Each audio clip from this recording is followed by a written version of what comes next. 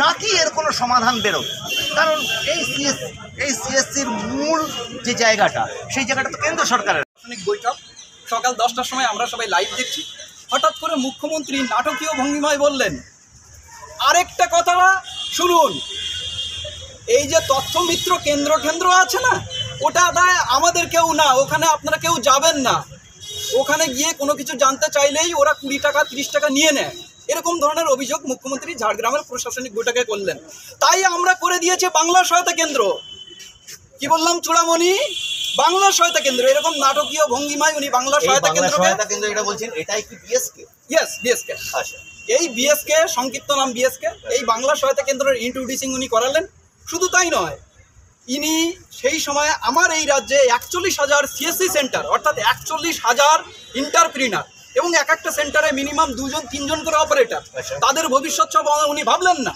এই বাংলার সন্তান না ভেবে উনি বাংলা সহায়তা কেন্দ্র ইন্ট্রোডিউস করলেন এবং শুরুতে বললেন মাত্র 3,000 বাংলা সহায়তা কেন্দ্র তৈরি করা হবে, সেটা বিভিন্ন পাবলিক লাইব্রেরি, বিভিন্ন সরকারি ভবন, এবং এরকম করে তাদের কোনদিন কাজ যাবে না, এরকমভাবে রঙিন স্বপ্ন দেখালেন। এইটার সঙ্গে কি কেন্দ্রীয় প্রকল্পের কোনো রকম ক্ল্যাশ ছিল, বা এর মধ্যে কোনো রকম দ্বন্দ্ব আছে? ওটা একটা সেন্টার হতেই পারে, ধরুন, কারণ এটা একটা সেন্টার, এদের মধ্যে কি দুজনের মধ্যে কি কোনো ক্ল্যাশ আছে? অবশ্যই আছে। এটা মুখ্যমন্ত্রীর মন গড়া ক্লাস অনুযায়ী উনি এই বিরোধিতা করেছেন।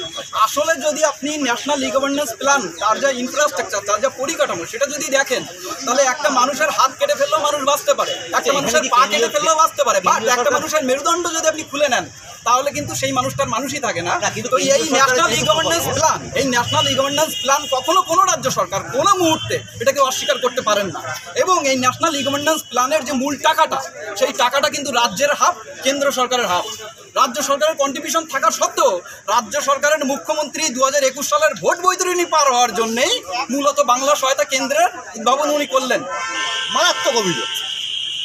ওনার কথা মতো সিটুর এই যে অল বেঙ্গল সিএসসি ডিএল ইউনিয়নের যে সম্পাদক, তার কথা মতো এই বিএসকে কেন্দ্রগুলোতে এখনকার রাজনৈতিকভাবে যে শাসক দল রয়েছে, সে নাকি ভোটের কাজে ব্যবহার করেছে। একদম তাই। এটা ভয়ঙ্কর বিস্ফোরক অভিযোগ। শুধু তাই নয়, এই বাংলা সহায়তা কেন্দ্রের মধ্যে হয়টা কি কাজ হয়?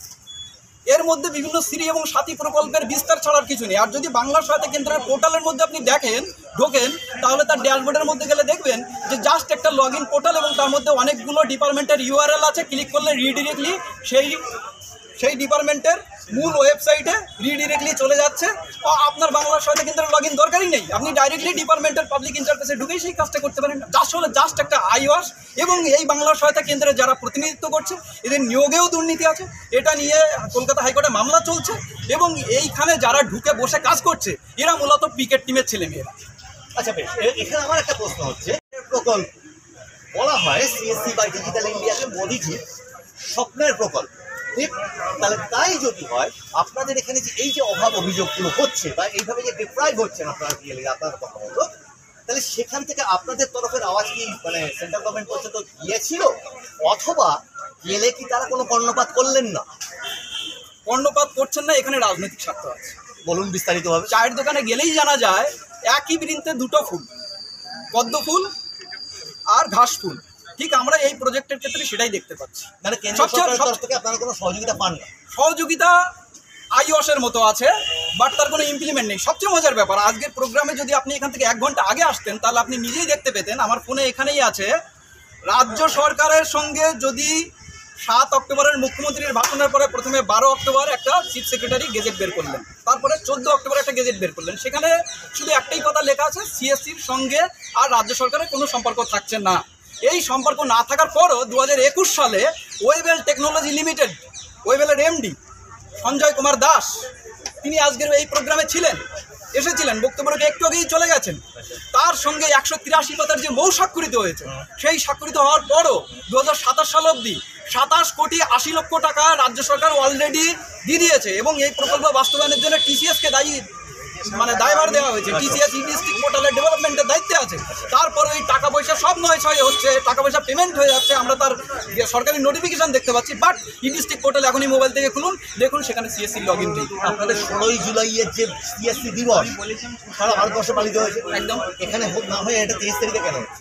না, এটা প্রত্যেক বছর এই জিনিসটাই আমরা এসে দেখছি যে সেন্ট্রালে যেদিন হয় সেদিন রাজ্যে করে না, কারণ রাজ্যের পক্ষ থেকে যারা যা কিছু করছে তাদেরকে নিয়ে ওরা একটু সময় নিয়ে ডেটা রেডি করে তারপরে ওরা করে। এটা গত বছর তাই হয়েছে। আপনার বাড়িতে আপনি এখন স্বাধীনতা দিবস পালন করেন 15ই একই আগস্ট, দিনে হওয়া উচিত। সেটাকে 20 আগস্ট দিয়ে পালন করতে আপনার বাঁধবে না? না, বাদবে তাহলে এই ব্যাপারে আপনার প্রতিবাদ আছে না মত কি আছে? না, আমরা মত কি? মহৎ রাজনৈতিক স্বার্থ